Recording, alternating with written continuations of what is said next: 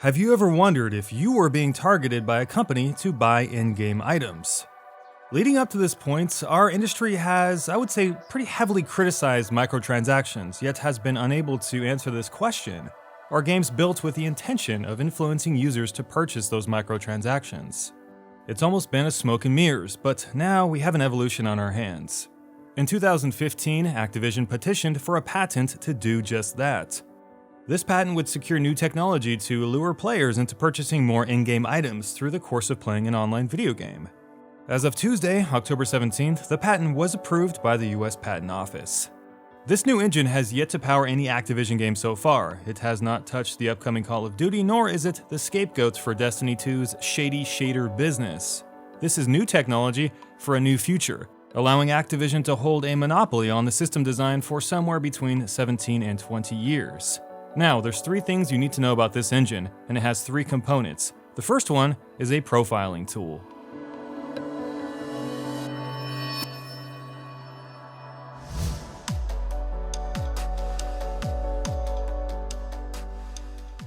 Profiling is a new approach to designing matchmaking systems. In a sense, the game is building a personal profile for each and every player to learn their wants, their needs, dislikes, and likes. Each profile will be built as the player engages with the game, learning the preferences and desires of the player as he or she goes. Each profile will be kind of an equation with certain variables that can be adjusted to alter the matchmaking experience for said player. If you want to be fancy, they're called coefficients, and once adjusted, the entire equation is affected, and thus the output. These variables include, but are not limited to, the following: latency, skill level, roles and team composition, presence and absence of friends, time waiting for match, and physical proximity of players. Now here's how everything works. These variables can be adjusted on the fly. For example, if a player has been on a losing streak, the skill level variable can be reduced, so that entering the next match, the player faces off against weaker players. And here's another example. If a player profile shows above average wait times for a game in the lobby, the proximity variable can be adjusted to expand the search range for new players. In the same example of waiting for a match, the skill level variable again can be expanded upon to reduce wait times, and that's a good thing. These profiling options also extend to matches. For example, a profile could be run per map type to see how many players stayed in a match, how long they stayed in a match, and adjust the map rotation going forward to please and optimize for the current players of the match. It can also predict logins on a friend-by-friend basis in real time to soft reserve spots and maps, meaning the game might be able to predict when your friends are going to log in and reserve spots for them in the game that you are in. This would reduce the hassle and the wait time of everyone. Pretty neat stuff. However, there's a very dark side to this thing in component number 2.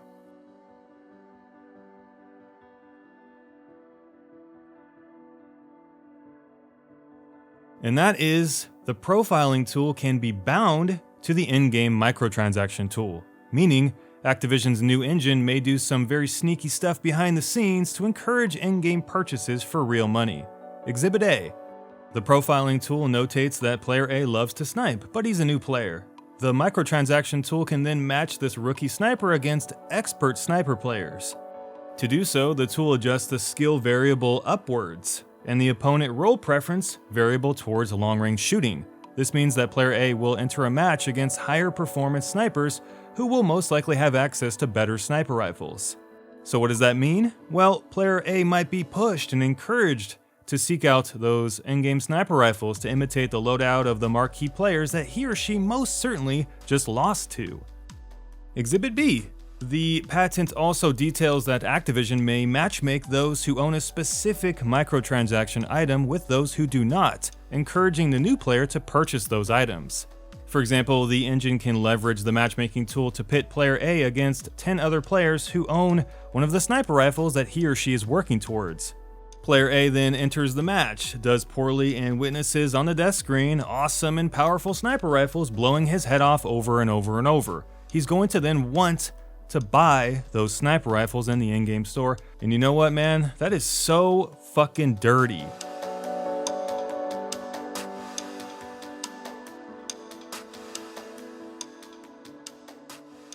The third and final component to this system is a brilliant addition that I'm calling the Payoff Element. So from the first two components, we have gathered the following information. A profile is developed for each player, which is then tweaked to provide a better gameplay experience for said player. However, secondly, that tool is then used to drive the player towards in-game purchases by influencing, in some cases for the worst, his or her gameplay experience in real time. So if those two components worked, Activision has then suckered the player into a microtransaction. But now, Activision has to make the player feel good about the purchase and continue to make them. This is where the payoff element comes in, driven once again by the profiling tool. Once a purchase has been made and notated on a player profile, the player can then be matched into scenarios to highlight his specific purchase. This is where it gets really dirty.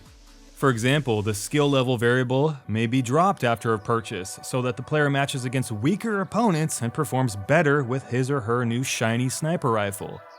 The profiling tool can also adjust the parameters of the next game to suit player A's new sniper rifle. For instance, the parameters for level type may be adjusted so that the map favors sniping.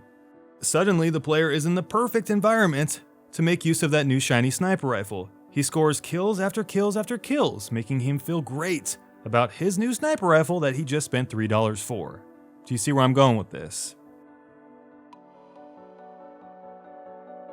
Activision's new prototype engine is a three-pronged system. Profile the player, influence the player to purchase in-game stuff by tampering with their experience, and then make the player feel good about purchasing said items by then again tampering with his experience for the final payoff. Does any of this sound like a manipulation to anybody? Because it sure does for me. I see the first component of this engine, the profiling tool, as a really good evolution and a great way to give a better gameplay experience to people. But Activision has gone too far to add in this matchmaking tool that shapes the experiences of players and pushes them towards that in-game store. Will this engine be a staple of Activision multiplayer games of the future? If it is, how do you feel about having your experience controlled and contorted to get you to fork over more money for a game you've already paid for?